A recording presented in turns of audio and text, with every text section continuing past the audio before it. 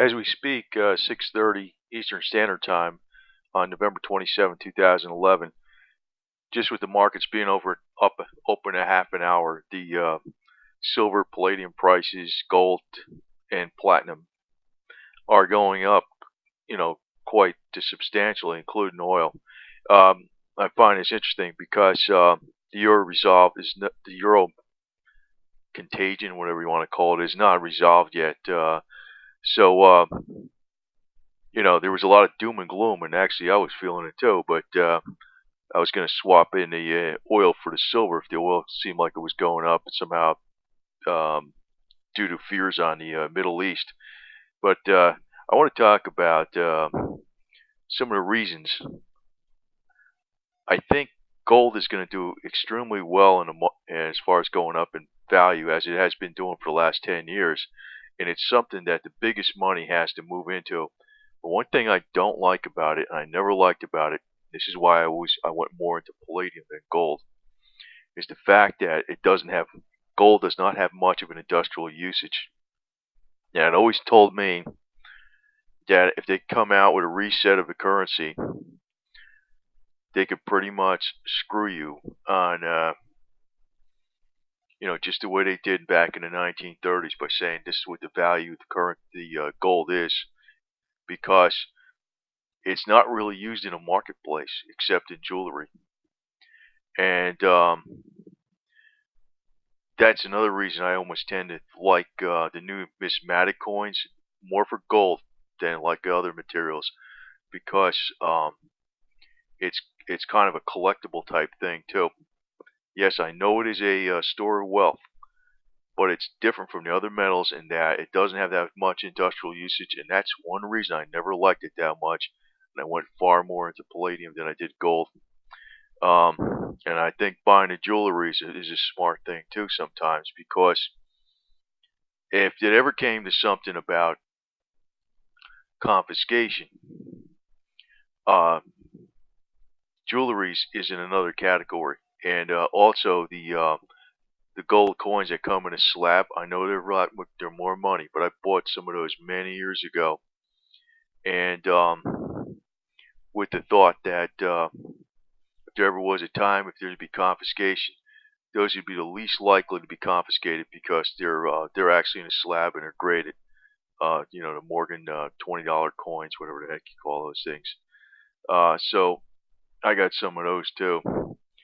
But if you look at silver, I know most people notice it's heavily in industrial demand, 21% jewelry.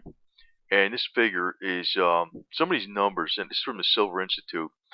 But I look at various numbers, and I do see a little bit of conflict in the numbers. Sometimes they're a little bit different. It depends on where I read them from. But obviously, in the case of silver, even if it was $500 an ounce, $800 an ounce, you can get by because some industry, and that's the key word, some industry is going to need it. So you can sell it someplace. You could take the coins and melt them down some other fashion that the industry doesn't even think they're coins, and you get your $500 an ounce, $800 an ounce, or whatever you got to do. So that's the one reason I like the silver, because it's consumed. I mean, it's not just the fact that it's disappearing because it's consumed. It's that you got alternative markets. There's people that need this stuff for different things. That's what I like about it, and that's the same reason I like palladium. But just going back to gold, look how much of it is jewelry, 51%, physical bars, 22%, coinage, 5%, ETFs, 9%. Almost 90% of it is not for industrial use. Only 10% of it is industrial use. In the case of silver, yeah, I know I'm preaching to the choir here, but it's 60% industrial use, 8% photography, right? And silverware another 6%. So you got about 75% of it being consumed, right?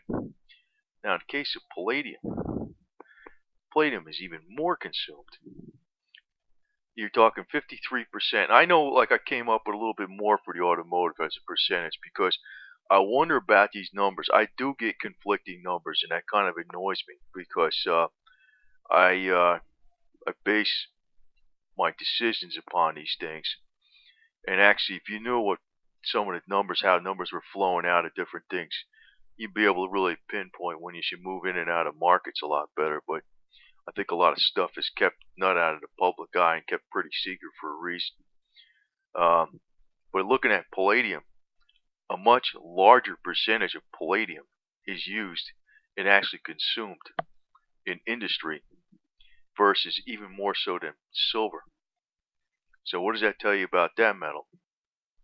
This metal now is 30 times more than gold, more rare than gold. And beyond that, most of the palladium comes from this one mine in Russia, in northern Russia. Anything happens, Russia doesn't want to export too much palladium because they consider it as some kind of strategic metal, and they say, the hell with the rest of the world, we're keeping all this palladium for ourselves. What would happen to the palladium price? It would make gold look like copper. That's what it would do. That's why I can't emphasize enough about this metal. And the other reason is, for the same reason you're buying silver over gold, because this is why I think they could screw with you if there's ever a reset on a currency. Say, for instance, you decide, okay, I want to sell it to an industry. Well, you don't have too much of an industry to sell it to because only 10% of it is used in industry. In the case of silver, you got about 75%. But in the case of palladium, you know, between, well, let's say about 80% of it is used in industry or dental. About 80% of it, because only 10% is jewelry. And then 21% jewelry for silver and 51% jewelry for gold. That kind of tells you that I think people are really missing a boat on this one, because right now, I don't know for 100% fact where the palladium price is going to wind up, but somehow I think this is approximately one of the next pullback. That last pullback was about 150 to 175, and the palladium I bought physically was well, most of it was below a spot price of 200, well below a spot price of 200. I think I paid most I paid spot price for palladium was maybe 230. So you know, I'm ahead of the game on that, so I'm gonna hold on. I'll sell it when it costs more than gold, and that's after gold goes way the hell up. One other thing, getting back to these numbers, because I went over these numbers again on palladium. I was getting aggravated with some of this stuff because I read these things and I expect I'm getting good numbers. And as usual, I think some people are just writing reports and I don't know what the hell's going on. But I was pretty close when I revised these 2011 numbers because I got some other report. And but you know, according to this, you know, we just looked at back here. Excuse me. We just looked at back here.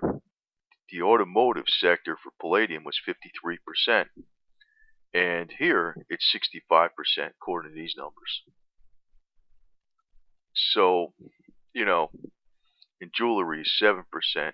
But in any case, a hell of a lot more of it as a percentage is used more for industry than even silver.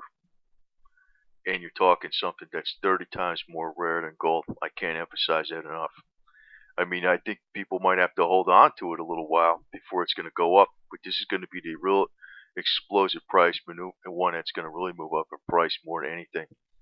And just like before, industry needs it.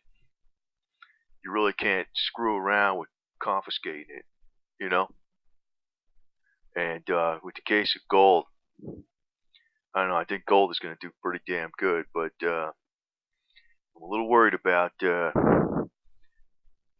them just setting some low price on some new world currency and telling you that's the value, and you're screwed because you don't have any alternative, you know, black market, if you want to call it, that you go under to some company and sell to you know, some electronics or whatever, because only 10% of it is used that way. Most of it's stored. So there could be a glut of this metal around at one point in time. I could see the price of this stuff crashing at one point in time if you don't pick the right high. I think you're a lot safer in those other two metals, silver and palladium.